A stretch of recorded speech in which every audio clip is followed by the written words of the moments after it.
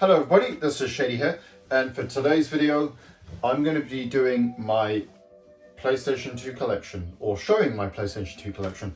So obviously in the previous video I did a buying guide for the PlayStation 2, so this video is kind of just a complement of that video really. I've got quite a few games here, so yeah, we're going to just start things off. I've got my first pile here which we're going to go through. This is kind of in no real particular order, I'm just showing the games, and yeah, hope you like some of these. First of all, let's talk about a fighting game. Soul Calibur 2. I've already showed this. I do have the GameCube version as well, but yeah, I do have this one as well, the PS2 version. Obviously, this was also released in the original Xbox, and the reason why you'd want the different versions is just basically the guest character. The GameCube one had Link, Xbox had Spawn, and on the PS2 we had Heihachi, because obviously Tekken was kind of like a PlayStation exclusive still at this point, and a Namco character anyway, so there was no like extra licensing fee for them to have to do this particular version. And yeah, I'm pretty sure that the HD version included Heihachi. You didn't get either Spawn or Link, if you care, because obviously they did like a digital only HD version randomly on like PS3 and 360, so I don't even know if you can get that anymore. Obviously 360 stores closing down soon, and PS3 is kind of removing things left, right and centre. So but next up, obviously everyone's favourite thing, just a sports game, FIFA 05. I mean, I enjoy football FIFA games, so yeah, I just like having one. They're really cheap, so yeah, good way to fill the collection.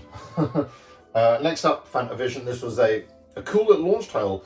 This is really cool. So essentially it's kind of like this little puzzle game where you kind of have to like you shoot off fireworks. You kind of have to create this like little domino effect to shoot off other ones. Weirdly enough, they actually did a sequel to this, well, a VR version of this for PlayStation VR. I believe that was only for PSVR 1 on the PS4. And this game is also, I believe, on the PlayStation Plus Classics catalog, what it was called, or Premium, I think, the highest tier of PlayStation Plus. So if you're interested in playing it, if you do have it, you can try it out. It is quite a cheap game anyway. Just a fun little launch title, just to show the kind of technical power of the PlayStation. Next up, Persona 3. This is the Fez version. We basically got like 4 different versions of Persona 3 at this point now. So obviously you have the original version, then Fez, which basically added the answer, which is kind of like this little epilogue thing. And then obviously we've got Portable, which added the Phantom MC but removed the answer. And obviously now we've got Persona 3 Reload, which is essentially a remake of the Fez version, because we do have the answer as DLC. So going for a bit of a different vibe though. So yeah, cool game. Obviously this game is a little bit more on the expensive side, like every bloody Atlas game. So yeah, read your mail on that one if you're interested or not. But obviously, yeah, Persona's awesome. This is the one that kind of added those visual novel elements to Persona, and 3, 4, 5 have, if you played 5, definitely try 3 or 4, I'd suggest. I would probably say either you're probably better off going for Reload, really, I would say. A lot of great quality of life features. The game does move a little slower, so if you don't mind that, try it out, pick this version up. If not, you can also pick up Portable, which is available on new consoles as well. So. And obviously, next up, Persona 4. Yeah, just an amazing game. Great sequel. One thing I want to show, this is so cool. You got this little soundtrack selection, and I dropped it because I'm an idiot. But yeah, this is just a cool thing you used to do. Like, quite a few PS2 games actually do this. I think I have 1 or 2 more that have that, where it was just a cool thing. They just used to chuck in a soundtrack CD. It wasn't like for a particular edition. It was just, it came with the game. It was really cool. Persona 4, obviously just different cast of characters, all that. It's like in the TV world. Cool game. Check that one out. I have a little inkling that they're going to remake Persona 4, so it's really up to you. Thing is, you probably don't necessarily need to buy the PS2 version, because you could just buy Persona 4 Golden, which is an updated version, and it just is the better version. That was like released on Vita, but is now available and everything. I do have a copy of that on my Switch actually. Same with Persona 3 Portable. That was just a limited run gig though, so you'll have to buy a digital copy. So next up, Lucifer's Call, or Shin Megami Tensei 3, featuring Dante from Devil May Cry. Or featuring Dante from the Devil May Cry series, to be more precise. But yeah, this is obviously the third Shin Megami Tensei game. This is the PS2 game. which is obviously it's in the PS2 collection. That was a stupid thing to say, but yeah, just a great little RPG. Obviously, if you play Persona, mainline S&T is a bit different. You have to collect demons and like fuse them. You have the one party member and then 3 other demons you fight alongside, and then you have to fuse them together, similar to Persona, where you do the fusing. Persona, they kind of work as your magic skills. In this, they're whole separate party members. So, decent game. This is still the best version. The HD version, I'm sure the PC version is fine with mods and everything. But yeah, the PC version is, or the HD version isn't great in my opinion. There's a little bit. The Switch version is a bit slow down. The cutscenes just don't look very good. It's still a way to play the game, but you may want to check out the PS2 version. Just a really cool game anyway. And then yeah, we have Digital Devil Saga. This is cool. This almost feels more like a little bit of a Final Fantasy game or something. You got your cool cast of characters there. This one's cool because these guys, it almost feels like a cross between Persona and mainline S&T in a way. We have our cast characters who, I think you have 3 in battle, and they transform into demons. I think they have the human forms and you can transform into like the demon forms. Just a really cool game. And it actually had a sequel. I haven't actually played the sequel yet. But yeah, this is the sequel, Digital Devil Saga 2. You kind of have to play them both. They're like, it's an actual continuation. And this one's weird because we got the original soundtrack in a separate thing. And this is actually like a 30-track thing, like basically the full soundtrack, which is really cool. I don't know why they put it in a separate DVD case, but yeah. Yeah, I'm looking forward to trying that one out at some point. Next up, another RPG, Grandia Till the End of Time. Not Grandia, Star Ocean Till the End of Time. Yeah, this is a 2-discer, just so you know if you're interested in the game. Yeah, this is basically Star Ocean 3. So obviously you have the first game was Super Nintendo, second game was PS1, and yeah, this is the third game. And then like the fourth game was 360 PS3. This one you can get on PlayStation Plus extras now, which is cool. So you may not necessarily need to get this version, but it is obviously one of the better JRPGs for the PS2 anyway. The PS2 just had amazing JRPGs anyway. This is just one of the great ones you want to pick up. Obviously, if you want a physical copy, PS2 is the only way you can get it. Next up, Grandia 2. Obviously, this is really interesting because both Grandia 1 and 2 originally released on Sega consoles. Grandia 1 was on the Saturn, and Grandia 2 was on the Dreamcast, and then obviously later got ported to PlayStation systems. This one is cool because it adds some extra cutscenes and stuff and a few extras. This is a 1-discer. Yeah, and if you're interested, there is also the Grandia HD collection where you can get 1 and 2 together. I think the physical versions were just limited run only and all that, but obviously you can just buy a digital copy if you want. But if you want physical version, PS2 one's going to be a bit cheaper than the Dreamcast version. Either one's great though, but yeah, it's up to you. But yeah, just a solid game. Obviously, yeah, MGS2, amazing. We love this game. One of my favorites of all time. Well, my favorite of all time.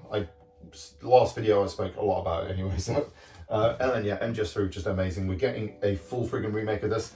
Obviously, both of these have the Substance and Subsistence versions, which are like improved versions of the game.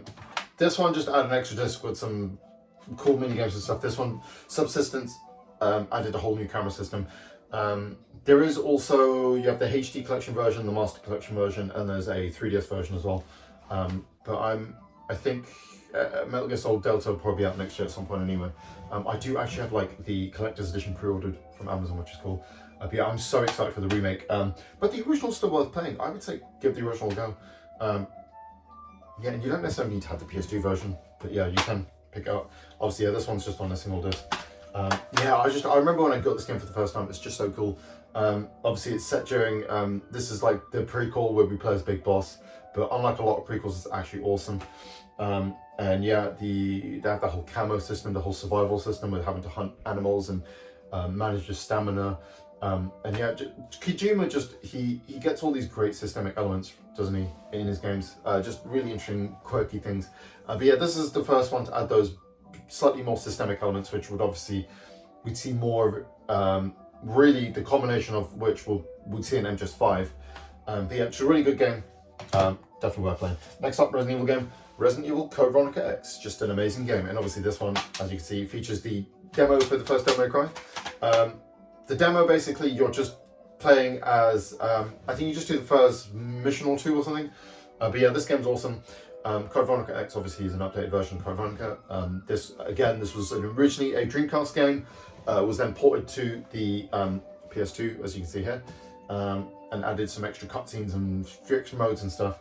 Yeah, just really cool game. One of my absolute favorites. There is a HD version of the game as well, which is backwards compatible on the Series systems and Xbox One. So you may look to get that version. It's a really good one, and I believe you can also get it in the extras catalog on PS4 as well. So you don't necessarily need to buy this version. And that one, the PlayStation version, has full trophy support and everything. I think Code Veronica HD does have a few trophies, not very many, but the PS2 version on extras, or whatever it's called, the classics catalog, has like a load of trophies, which is cool. But yeah, great game. Next up, Resident Evil 4. This was my first copy of this game that I got, and I bought like every version of this game. I just love this freaking steelbook, man. It's so cool. Yeah, I just love it. And it has this really like weird thing. It has like the regular little booklet, but then it also has this mini guide. Yeah, it shows you like the first few chapters of the game. Really cool. Just like a taster of a guide. Just a weird thing I've never seen before put in a game. But yeah, this is obviously not the best version of the game. Obviously the game was originally on the GameCube. Kind of didn't really sell very much, so like a year later they did this PS2 version. They downgraded some things to get it to work, because obviously the PS2 wasn't as powerful. But it's still a great game. They added some extra bonuses, separate ways, and the new weapon, the Plaga Destroyer, whatever it's called. Yeah, this is just a cool little version if you're interested. I mean, I love Resident Evil 4. It's one of my favorite games I've made. I love this and the remake just as much. Just to let you know if you care. But yeah, it's just a great game. Yeah, I would say out of the classic version, you may want to just go with the Wii version, really, if you have a Wii. But this one's still cool. Next up, horror game. I talked about this in the last video as well. Project Zero, or Fatal Frame. Obviously we call it Project Zero here in the PAL regions, but it is Fatal Frame everywhere else. Yeah, you use the camera obscura to shoot ghosts, or to take pictures of ghosts. Technically you are shooting them, and that damages them. It's basically like a haunted house simulator type game. Cool survival horror game. You do have 3 of them on the PS1, and I think 2 and 3 were on the original Xbox. Or the PS2, sorry, not the PS1. Yeah, just great game. I'll have this one. Weirdly enough, Fatal Frame 2 or Project Zero 2 is ridiculously expensive. If you're interested, there is basically a remake for the Wii. Obviously it's called Crimson Butterfly is the name, the tagline, or the subtitle, sorry, for Fatal Frame 2. And then yeah, there's a Wii version which basically added like pointer style controls. And it doesn't have the tank controls. It controls a bit more like the 4th game. So I think the 4th game came out first, and then they basically remade 2 in the style and the engine of 4. So if you're interested, you can pick that up. I got that like pretty much when it first came out. I just randomly found it, and that is still expensive, but not as expensive as the PS2 version. So I think people still regard the PS2 and original Xbox versions of Fatal Frame 2 as like the best version. So that's something to look at. Racing game, obviously, yeah, Ridge Racer 5, just awesome game. One of the launch titles, amazing game. One of my favorite racing games of all time. I love the Ridge Racer series. So, Unlimited Saga, just a really cool, like, massive RPG. If you're interested, you get 7 characters. Each one has a different thing, a full different story mode and everything. This was touted as having like an almost 500-hour campaign or something like that. That's why it was kind of famous back in the day. But yeah, so if you want a lot of bang for your buck, that's one. We've got this here. Emerald Fantasia. I haven't actually played this game. Apparently it's not that great, but it's just a cheap little JRPG which I plan on playing at some point. If I haven't mentioned this already, my PS2 at the moment isn't working very well. I'm looking to pick up a backwards compatible PS3 at some point, because that's one where you can play PS2 games, probably the best way to play them nowadays.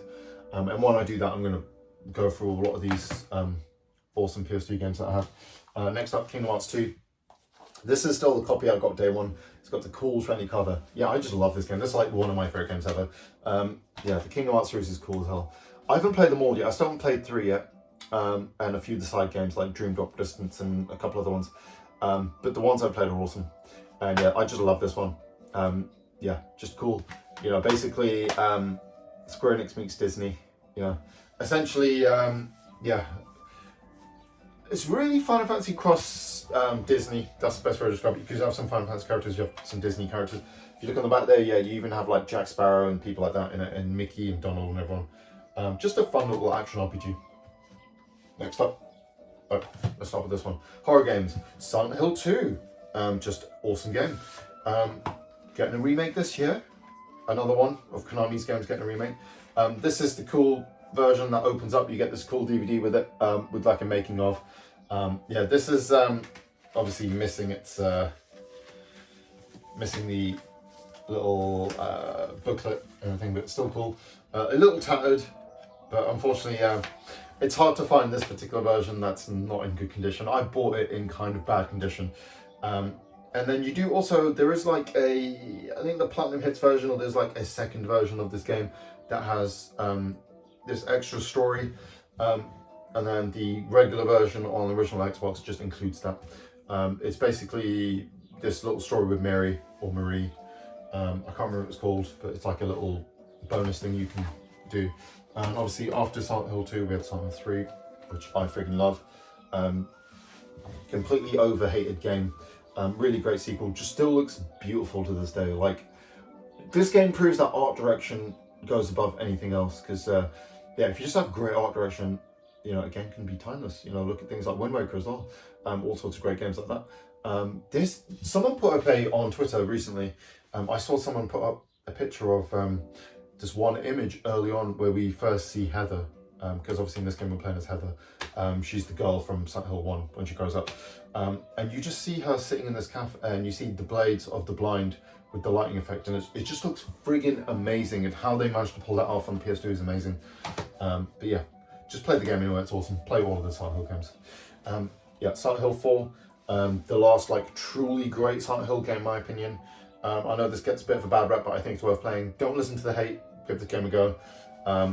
Yeah, in this one obviously you've got Guy trapped in his room, and then you can go through a hole in the bathroom, which takes him to different worlds or whatever, and then he, yeah, basically just has to hunt down the serial killer, pretty much. I don't want to spoil too much. Really cool game, great atmosphere. Yeah, it's awesome. And yeah, obviously Hunting Ground, whatever you want to call it. Cool little game by Capcom, a non-Resident Evil horror game by them, which is awesome. Yeah, just a cool game. Girl and her dog trying to escape from these like creepy people holding a hostage. Yeah, just awesome game. Now we've got the next pile. We have the King of Fighters. The saga continues. This is a couple of games. So, wait, which one is it? Does it say what it is? Well, it's a King of Fighters game anyway. Oh, this might just be a single game. Oh yeah, here we go. So this is the King of Fighters 2000 and 2001, both together in a single compilation. Yeah, I really love this one. I think there was also a collection with 2002 and 3 as well that you can get. But yeah, this is just cool. I love King of Fighters, so yeah, I'm glad to have this in the collection. Then yeah, next up, obviously, yeah, we have the King of Fighters 11. Just a great game. Hell of a lot better than 12, I'll tell you that. But yeah, I love the King of Fighters, like I just said, and this is a great game. Yeah, great amount of characters, looks beautiful, everything. I think there's also, you can get this on the Dreamcast. I don't know if that was, I think it was only a release in Japan, but you can get like a repro of it if you're interested. Yeah, I mean, you can just buy this version, which is better. Next up, Devil May Cry 1, one of my favorites of all time, playing as Dante Demon Slayer, killing demons. This game, like I said already, holds up really amazingly well. We got a sequel, which isn't as good, but it's still okay. And this is really interesting because we have two playable characters, and both of them have their own separate disc. And then also another weird thing is there's these costumes in the game made by Diesel, which you can get if you're interested. Well, if you're interested, I mean, they're just in the game. So yeah, great thing. And yeah, one of the greatest ever, Devil May Cry 3 Special Edition. So yeah, you have the Standard Edition, which obviously where you just play as Dante's standard campaign. Special Edition basically just rebalanced the game a little bit and allowed you to play as Virgil. The major rebalance was that it's the way the yellow orbs work. So originally the yellow orbs work like they did in Devil May Cry 1, where essentially it allows you to do a retry in a particular room. So you die and you get to redo that room, essentially. It's like having a checkpoint. but then they changed it so it just revives you like Devil May Cry 2 style. So you have the option. I think you can either call it gold, it's either yellow or gold orb. Gold orb is like Devil May Cry 2 style, yellow orb is the Devil May Cry 1 style. Yeah, there was a couple other little things there. Obviously, this is like famously quite a difficult game anyway. So basically, our normal mode was the Japanese hard mode, and so forth, so on. But yeah, it's a really great game. Introduced the star system, just an amazing game. Next up, this is really interesting. Eternal Ring, and this is actually one of the From Software games that they did, as you can see in the back there. From Software before Demon Souls. Yeah, they did a lot of like really cool, quirky little games back in the day from Software, and this was just one of them. This is like a first-person RPG. Obviously, they did Kingsfield, and this was similar to that kind of thing. Just a cool little game. Another one of the early kind of PS2 RPGs. I think this might have been launched out, I can't remember. But yeah, if you're interested in trying that out, it's cool. Next up, one of my favorite RPG series is Disgaea 2. I love this game. And this is another one where you do get the best of soundtrack. So yeah, and the game as well. Obviously you get the game, but yeah, this was a soundtrack selection. But yeah, this is cool. Obviously the Disgaea games, set in the Makai, part of the Makai Kingdom Chronicles. You have the Netherworld, different worlds, all controlled by different demons. In the first game we play as Lahal and Etna and all them. And in this game we're playing as, obviously Etna's still back in it. But we've got this hero dude, I can't remember his name, Adele. And he basically wants to be a hero and destroy Overlord Zenon. And it kind of continues from there. And then that girl there, so that's Adele, and that's that girl there. She's Rosalind, I think her name is, and she's basically Zenon's daughter, possibly. And then yeah, it kind of goes on from there. Just a load of like cool, colourful characters.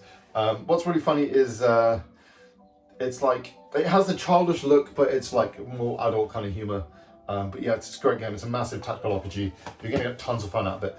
Yeah, pick up Disgaea 1 or 2 or both, and you're gonna have a great time. Just awesome games. Next up, Disgaea 2. I've actually played this game. I had a mate of mine who played this a lot back in the day. I watched him play like quite a bit of the game. So yeah, for nostalgia's sake, I just wanted to pick it up. Yeah, so I will try that out as well. I think this came out like the same time as like Final Fantasy X, so it was kind of forgotten because of that. But from what I remember seeing, it looked like a cool game. So yeah. Next up, awesome fighting game, Dragon Ball Z Budokai Tenkaichi. This is basically different to, this is more of an arena fighter as opposed to the regular Budokai games. I think they're just called Tenkaichi in Japan, but they added the Budokai name to try to sell the game, make it out as a new Budokai game. But essentially in this one, you kind of go through the whole story of Dragon Ball Z, and you play as all the different characters, and you basically do all of the battles throughout the whole story. You're probably going to want to check out Budokai 2 or Tenkaichi 2 or 3 as opposed to this one. And weirdly enough, they're finally doing Tenkaichi 4 as well, so maybe just wait up for that one. Remember one of the key differences between 1 and 2 was in 1, each transformation was a separate character, and in 2 you could actually transform.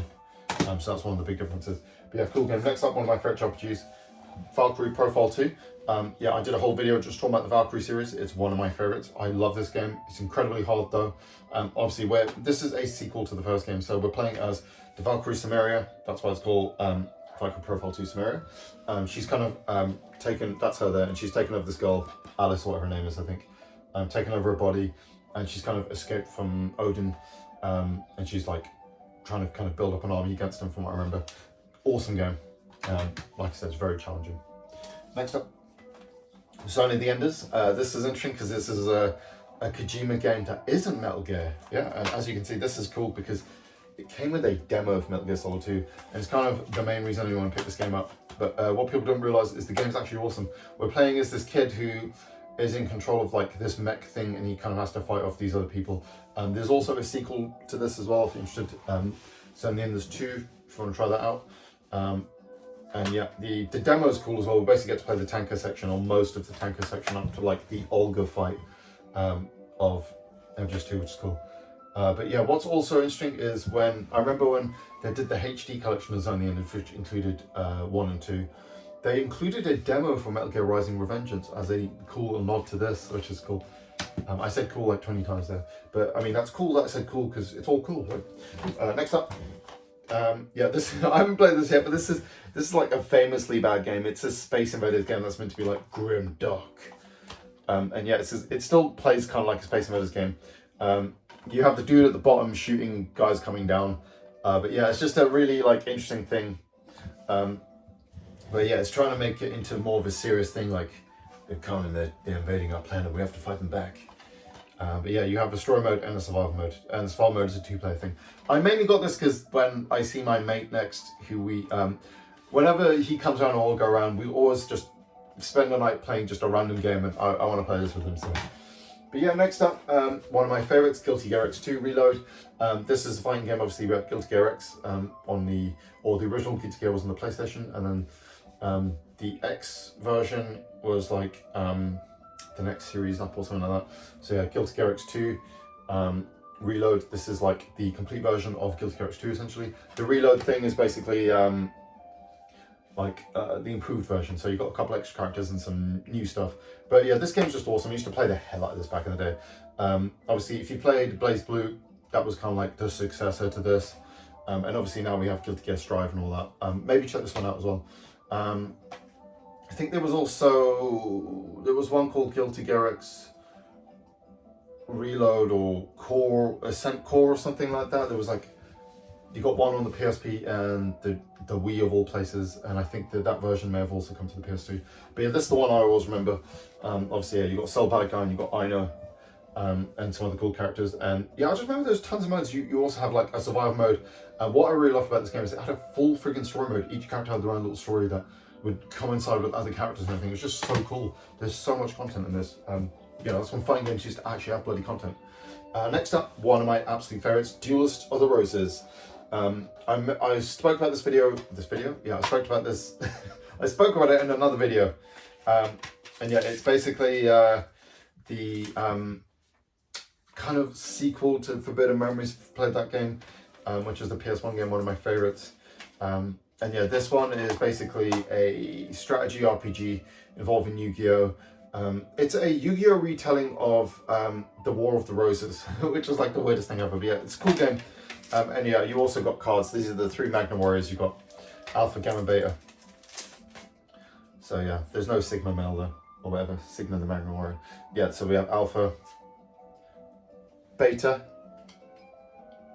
and Gamma. Awesome cards. I think these were the first way you can get these cards. And then yeah, they become Valkyria and the Magna Warrior if you're interested. They were just cards that Yu-Gi used in Yu-Gi-Oh! Yeah. And yeah, just a cool little game. It's like, I'm not saying it's amazing, but it's a game that I quite enjoy. This isn't the original copy I got, but I remember buying this day one back in the day. And yeah, I definitely give this and Forbidden Memories a go, because they kind of do something a bit interesting, different with the Yu-Gi-Oh! They don't play like the normal card game. Very different types of games. Next up, interesting game, Chaos Legion. This is another one that played back in the day as well. This is a weird one. Great art style, again, Capcom game. It's basically a like hack and slash type game, but it works a bit differently because you use legions that you summon almost like stands out of JoJo's or something, and they'll kind of attack alongside you, and you kind of have to, juggle between you fighting and them fighting together. And then I think you can equip 2 as well. But the only problem is this game relies heavily on like constantly spawning enemies, having these enemies that spawn things, spawners if you will. It just relies so heavily on that. And yeah, the enemies are just kind of boring. Like the combat's just not deep enough. It's really interesting because you get the legions, you can level them up, and they're really cool and everything. But yeah, the combat's just a bit too shallow. Still a really cool, interesting game, and I would still suggest picking it up because it really isn't that expensive. And this was the time where they made weird, random shit like that. So, as you can already see with what I've shown you so far, like the variety of different kind of weird experimental games, it's just something that is so unique to the PS2. Next up, this is an awesome game. Well, it's not. It isn't. Drakengard or Drakengard. Yeah, I'm sure my Nier friends will know about this one. This was basically the game that Yoko Taro did before Nier, and it's kind of related to Nier. So in this game, we're playing as this guy who's trying to save his sister from who's been kidnapped by this other army. It's like a Musha game essentially, but then you have this added bonus of being able to summon a dragon and use it, and then you have levels where you can kind of use the dragon as well, almost like a little flight sim type or vehicular combat type game or something. But yeah, the combat is terrible. The game just is not that great, but the story is friggin' amazing, and is enough to carry the game.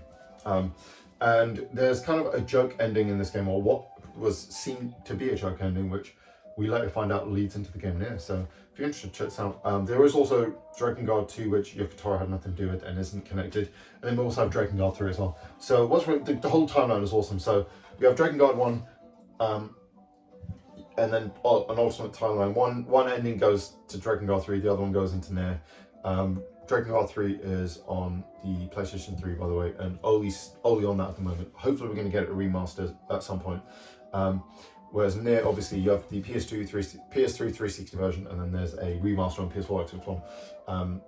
But yeah, and then then obviously Nier leads into Nier Automata as well, and I think there's the mobile game as well. And I think Yokotaro is actually working on a new game now, which is cool. But yeah, it's still a really cool, interesting game. So I would still say pick this up. It is one of the gems of the PS2, even if the gameplay is not great, and even though you kind of, you have to do some kind of crazy stuff to get the ultimate ending. But yeah, it's just what it does with the story and how it kind of, he does such a great job at subverting your expectations of what a fantasy game should be. I'm not going to spoil the story because I think you need to kind of experience it yourself, as with all Yokotaro games. Next up, Puyo Puyo Tetris, or Puyo Puyo Fever, sorry. Just a fun little game. If you played Dr. Robotnik's Mean Machine, that was the original Puyo Puyo game. That was based off Puyo Puyo, but they called it something else. It's a long-running puzzle game series in Japan. These beans fall down similar to Tetris. You have to connect them, and then they'll kind of, destroy each other, and you get high scores. But in this game, you kind of play against someone else usually, and then as you get combos, they'll get these bad things, and you kind of have to beat them. They'll have like these little stone things that build up, and it's cool. You can also play on your own, I think, but yeah, it's cool. It has a story mode and everything. And obviously, if you're interested, there's also the Puyo Puyo Tetris games as well. So, if you want to play some of the other ones, you'll have to like import them and stuff. I have like Puyo Puyo Sun for the Saturn, which is a Japanese game, and I think there's also the Game Boy Color version I have as well, which obviously that's Game Boy is region free, so that's fine. But next up, I spoke about these two in my last video as well. Sun Hill, Shadow Hearts, just an awesome RPG. This has like horror themes to it. The guy can turn into a monster. Cool game set in our actual world. Its sequel, which is even more amazing because of Karen. It's just a great game. And then a few games left. This is an interesting one. So basically, this is The Bouncer. I bought this because it was quite cheap. It looked like it was going to be a normal cover, but it came in like a black cover with the game, and then for some reason it has the manual to Time Splitters.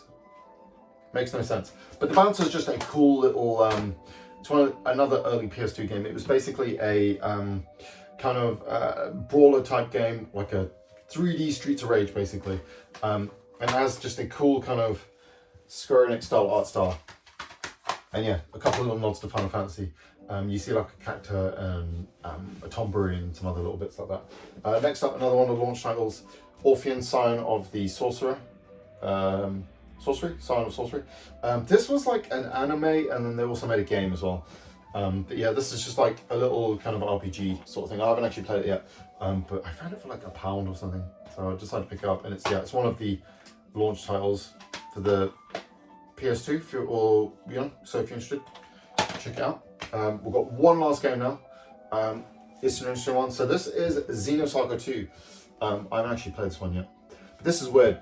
So there's 3 of these games, the Xenosaga games. My voice kind of jumped there for some reason. So I've been talking a lot, so it's probably going a little bit.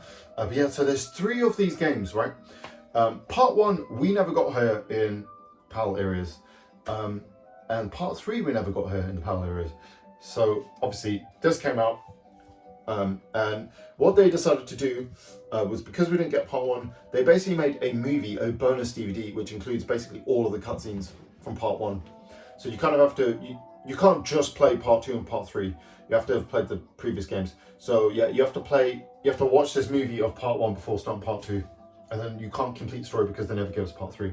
Obviously we had Xenogears, which was its own little series, which was just one game, and then Xenosaga, which is kind of the follow-up, and then obviously these guys, Monolith Soft, they moved on to do the Xenoblade series, Xenoblade Chronicles series. So Hopefully Namco Bandai can remaster these games at some point, because we are in like the era where they remaster and remake all old games. So hopefully we'll have the full trilogy at some point. I picked this up because I actually got like a decent price for it, and I was also looking to play it. Yeah, I am a little bit impulsive, if you haven't noticed, you know, with all my games that I collect. But yeah, once I finally get like that backwards compatible PS2 or whatever, well, the PS3 with backwards compatibility, finally I'm going to go through a lot of these games. I want to really play this one. But yeah, I've heard that this is kind of the weakest of the lot because it kind of changed the art style and stuff. But I'm sure still a great game. But yeah, I'm really looking forward to trying it out. And yeah, that is my PS2 collection at the moment. Yeah, one of my bigger collections. Yeah, I just love the PS2. It's one of the systems where I will always like. I'm gonna keep these games. I'm not gonna trade any of them in or whatever. Like, it's a collection that I love. I did back in the day. I did collect a lot for the PS2. I actually sold a lot of those games, and I've been kind of rebuilding it up over the years. Yeah, a bit annoying. There was a couple of games I got rid of that I'm so annoyed about. One in particular was there was the Growlancer game, Heritage of War, which is like £100+ game at this point now. So I friggin' regret getting that. I got that like when it first came out for like 30 quid. So, but yeah, you got to be careful with a lot of RPGs and things. So like, especially in this era, because this was like the era for JRPGs. So a lot of those do come on a high price.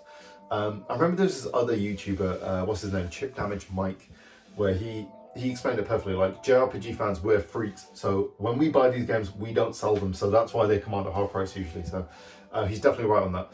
But yeah, this video has kind of run on long enough now, I think. So anyway, guys, I hope you enjoyed the video. Hopefully, you know, this gives you an idea of what to get, because obviously, like I said, I did the buying guide before, so this is kind of a good complement to that, so you can see some of the other games on the PS2 and see maybe if any of these you want to add to your collection. So yeah, anyway guys, like, subscribe, all that YouTube jazz if you want to, and thanks for watching, and I hope you have a great rest of your day. Catch you in the next one.